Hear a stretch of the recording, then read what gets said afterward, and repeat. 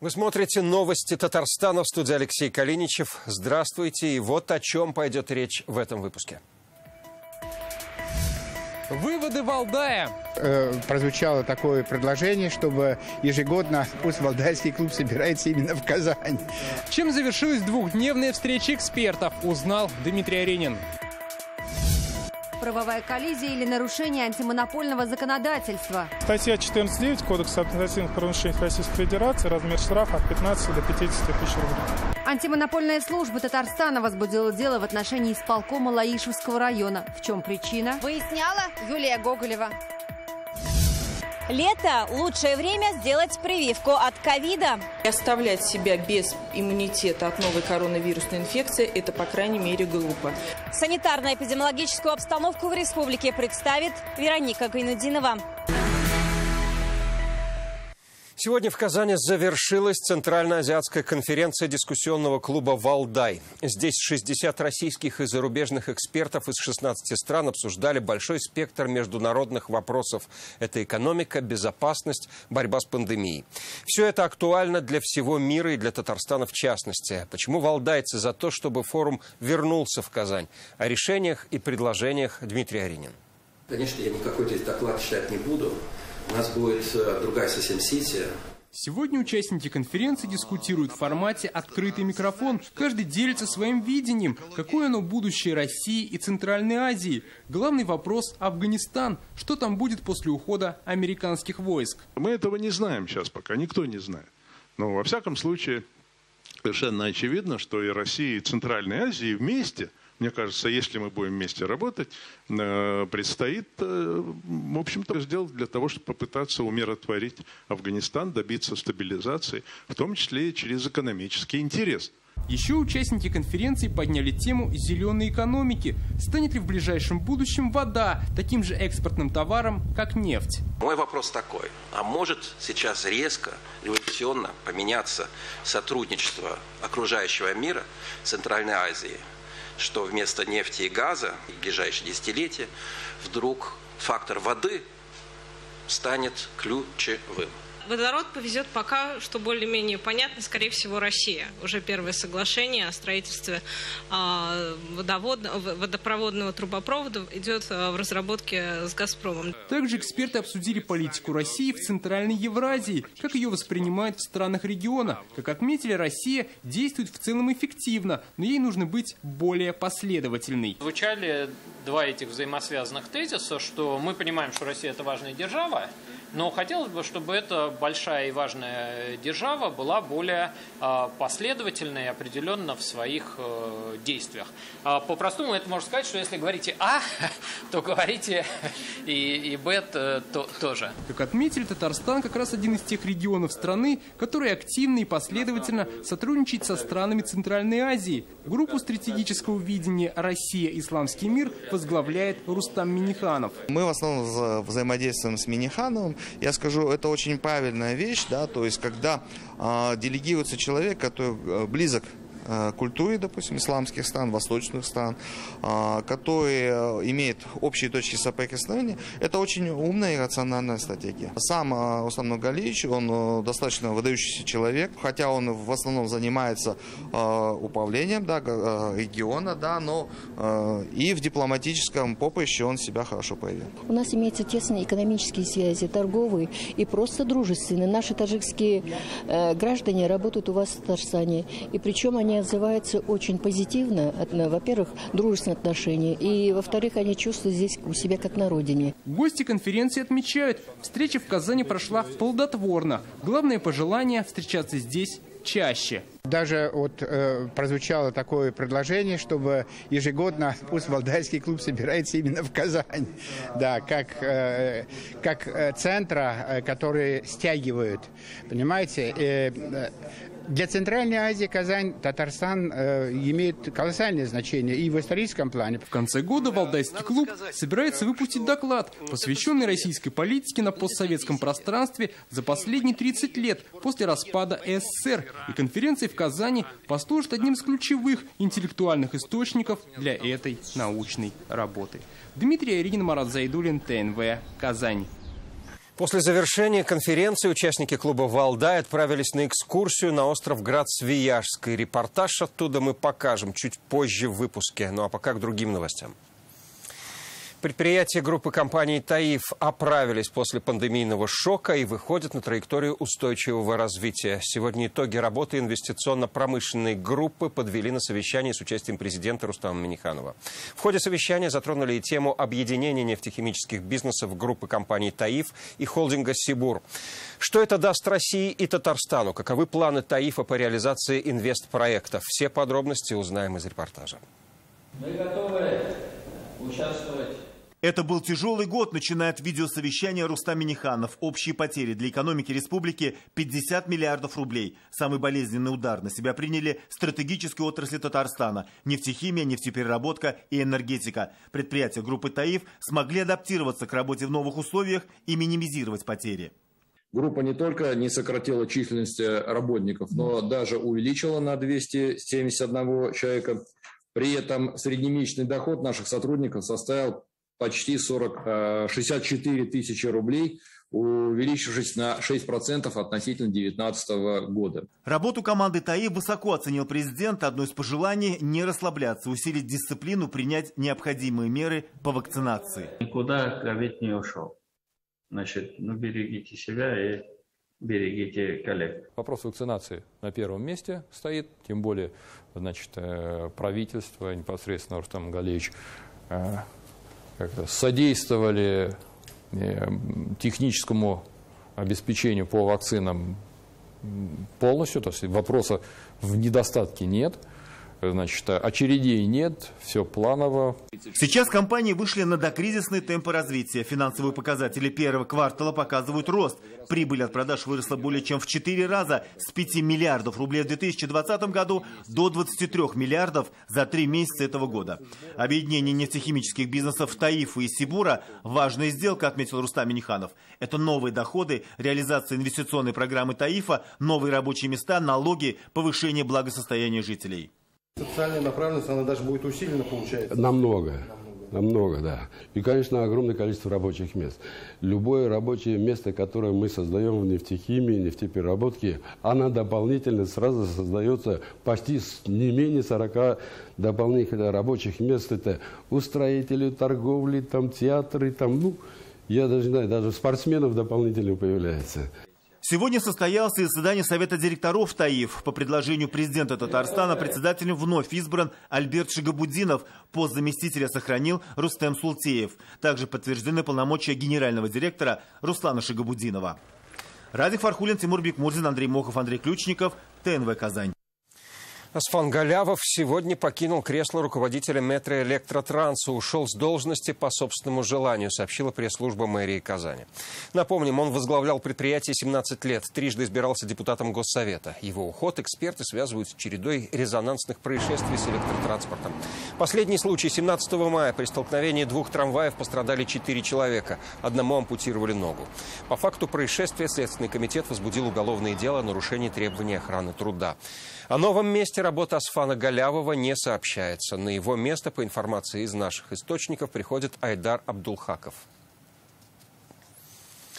Правовая коллизия, нарушение антимонопольного законодательства или предпосылки для коррупции. Управление ФАС Татарстана возбудило дело в отношении исполкома Лаишевского района, который, по их данным, с нарушением закона продлил договор аренды с застройщиком коттеджного поселка в Песчаных Ковалях.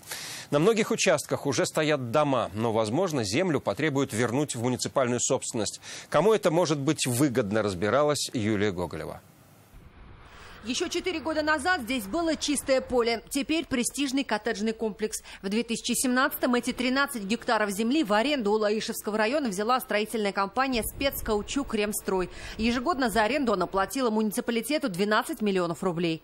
На данном земельном участке мы провели размежевание, сделали на основании генерального плана размежевали на 128 участков. В августе прошлого года договор аренды истек, но продать и застроить успели не всю площадь. На 37 участках к строительству только приступили или вообще не начали. Тогда компания снова обратилась в Лаишевский исполком с просьбой продлить аренду до 2024 года. Получили положительный ответ, но именно к этому документу и возникли вопросы у антимонопольной службы.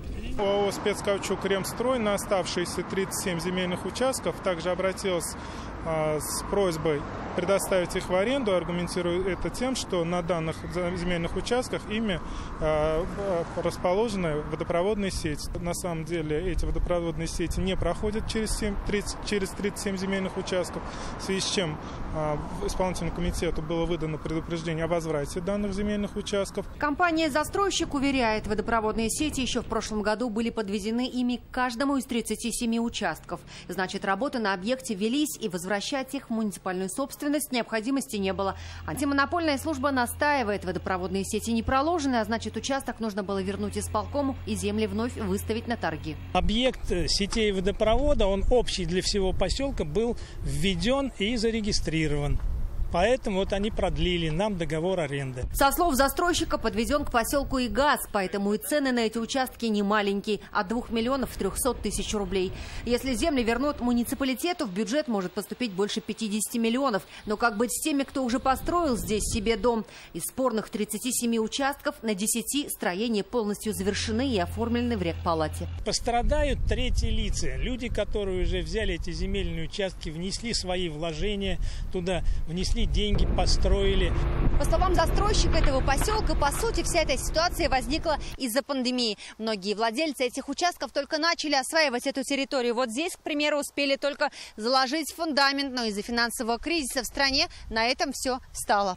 Ясность в эту запутанную историю мог бы внести исполком Лаишевского района, но от комментариев там воздерживаются. В любом случае была нарушена процедура по истечении 3 лет. То есть земли не были возвращены и не реализованы через старт.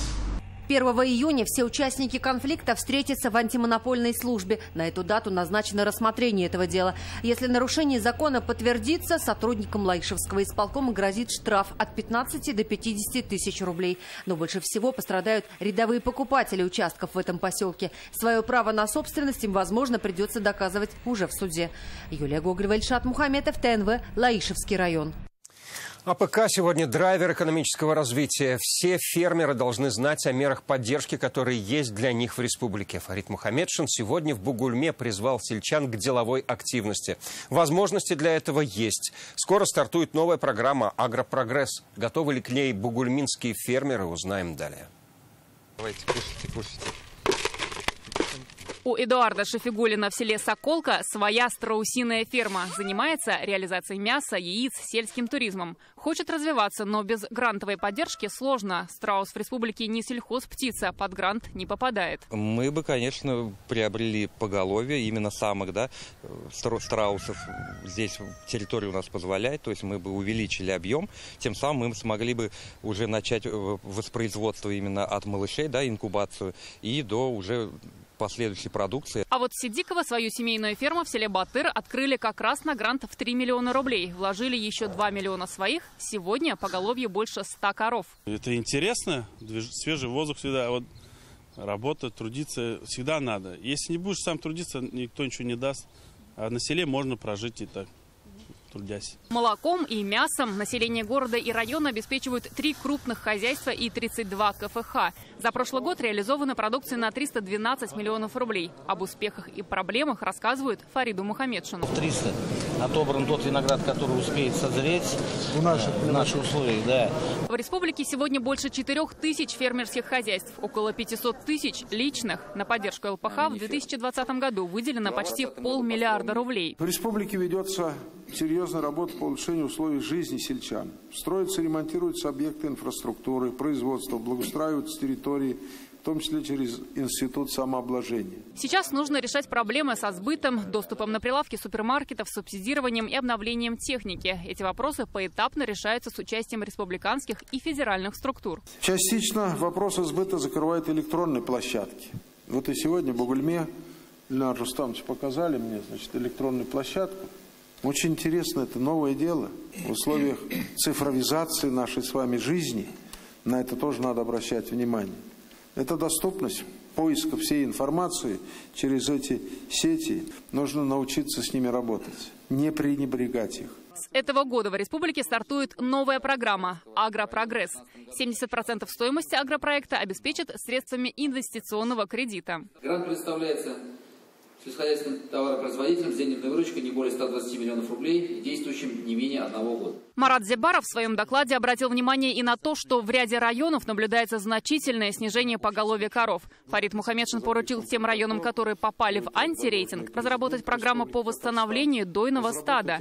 По итогам зональных совещаний должны быть разработаны конкретные меры по поддержке фермеров. Возможно, страус станет татарстанской птицей.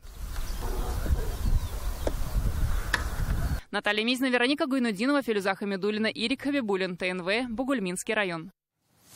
Лето – самое благоприятное время, чтобы привиться. Так считает главный санитарный врач республики. Марина Потяшина сегодня и сама вакцинировалась. В Татарстане уже привились 315 тысяч человек. Это 17% от общего числа населения. Кого не пустят на Сабантуй? Почему тяжелых случаев ковид становится все больше? Узнаем у Вероники Гайнудиновой.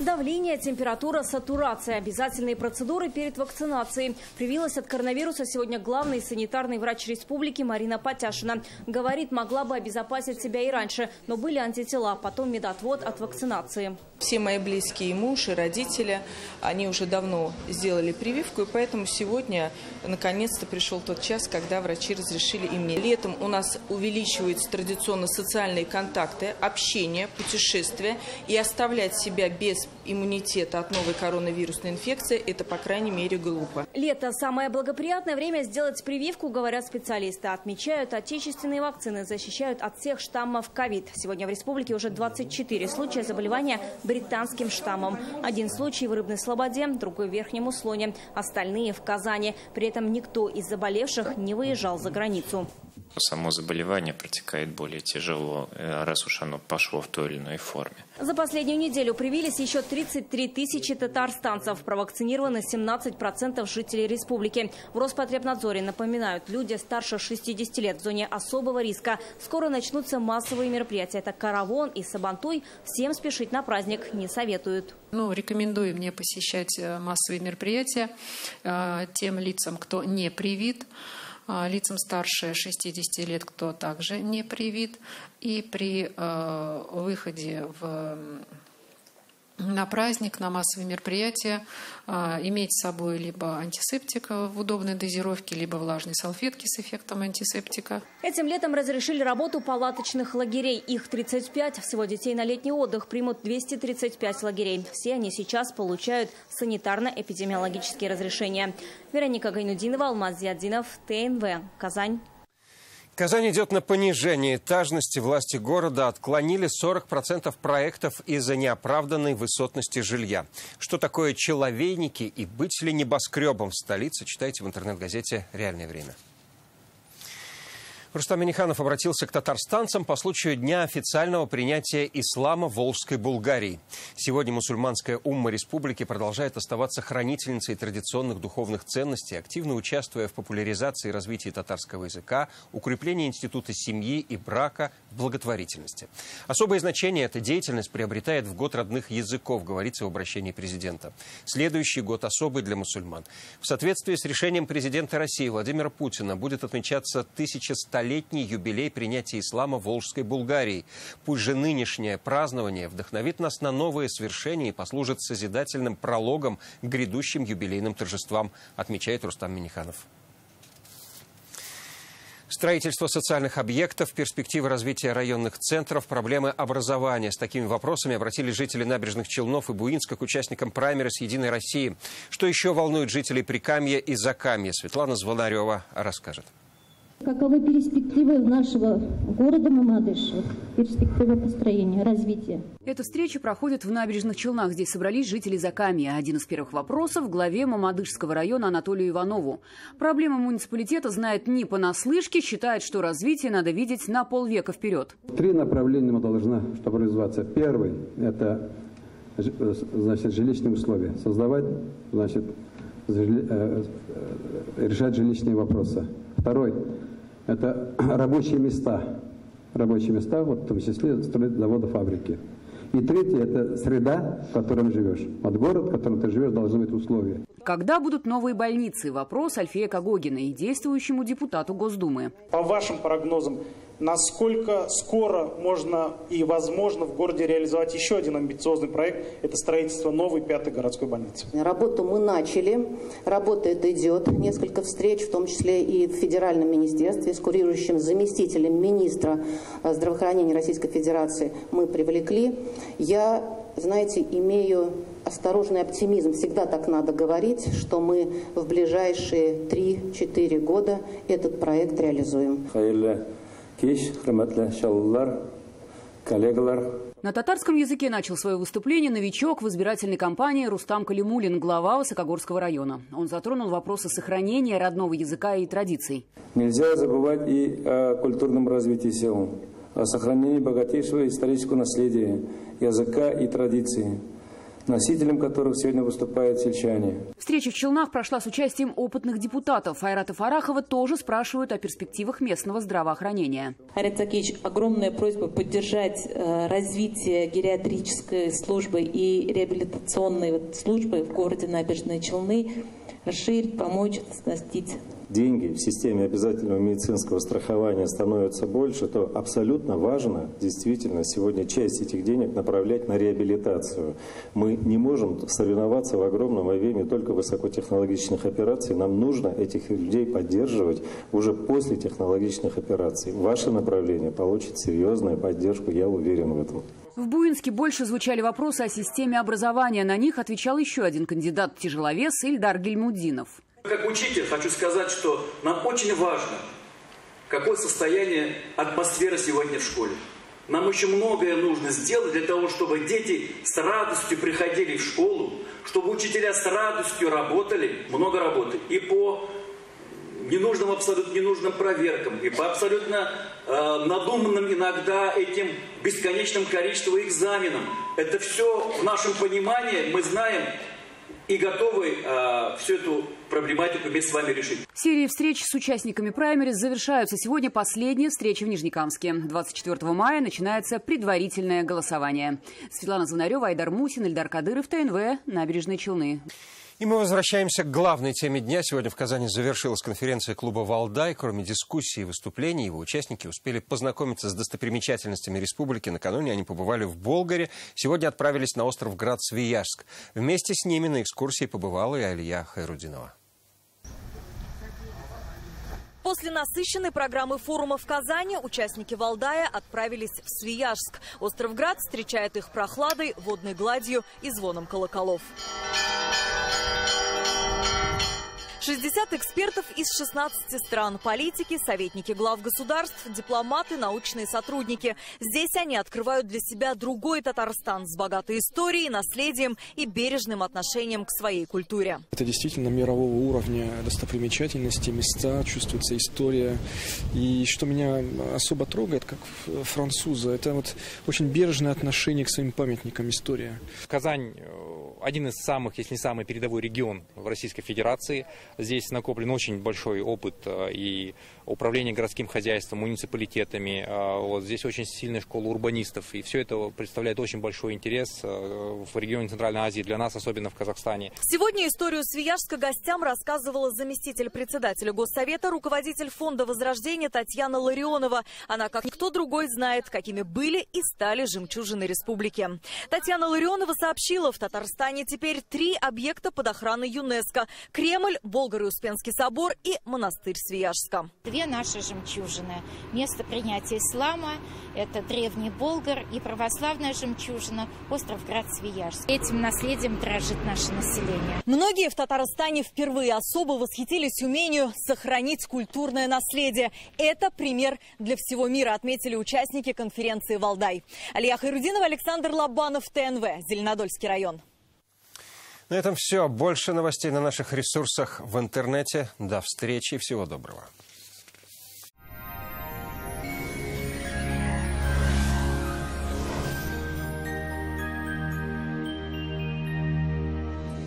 В студии София Егорова. Здравствуйте. Планируете ремонт или покупку техники? Срочно понадобились деньги? Кредит наличными на любые цели от Акбарсбанка. Подача заявки онлайн и предварительное решение за 5 минут. Жить лучше – это искать возможности для большего. Это до 2 миллионов рублей под 6,9%. Акбарсбанк. Живите лучше. Не откладывайте заказ вашей новой кухни. Закажите ее в рассрочку в Данил Мастер. Только до конца мая доставка, подъем и установка бесплатно. 3D-проект кухни в день обращения. Звоните 2-167-166. По данным сервиса Яндекс.Погода, в Угульме, Бавлах и Азнакаево небо затянет облаками, пройдут дожди. Днем плюс 27-28 градусов. В Набережных Челнах, Нижнекамске и Елабуге температура значительно понизилась. Ожидаются дожди. В Агрызе, Менделеевске, Актаныше суббота будет пасмурной и прохладной. Плюс 24-25 градусов. Заметно прохладнее стало в Арске, Кукмаре и Балтаси. По прогнозу дожди и 19-20 градусов выше 0. В Болгаре, Дрыжином и Буинске жителей ждет облачное небо. Временами будут идти дожди. И будет прохладно. Уже далеко не жарко в Альметьевске, Чистополе и Мамадыше. И здесь дожди. Сезонная аллергия может омрачить радость от наступления весны и лета. Благир-3 – европейский препарат от аллергии. Таблетка Благир моментально растворяется во рту и помогает устранить основные симптомы аллергии. Заложенность носа и слезоточение, зуд и отек действуют в течение суток. Известно ли вам, что грыжа может исчезнуть без операции? Оксана Кузина, автор безоперационной технологии лечения позвоночника. Об этом не любят говорить, но самодеградация грыжи возможна. Доктор Ост создает условия, чтобы позвоночник сам справился с проблемой и снова работал как новый. Грыжа, хроническая боль и скованность движений могут уйти без следа. И никаких фокусов, только передовые технологии. Доктор Ост. Федеральная сеть медицинских центров «Доктор Ост». Лечение самых сложных заболеваний позвоночника и суставов без боли и хирургического вмешательства. За 12 лет в 10 городах России врачами клиники отменено более 70 тысяч операций. В Казани будет облачно и дождливо. Ночью около 17 тепла. А днем температура воздуха понизится до плюс 19. Ветер юго-восточный умеренный до сильного. Атмосферное давление 752 миллиметра ртутного столба. Влажность воздуха 71%. Магнитное поле Земли спокойное. На этом наш выпуск завершен. До свидания.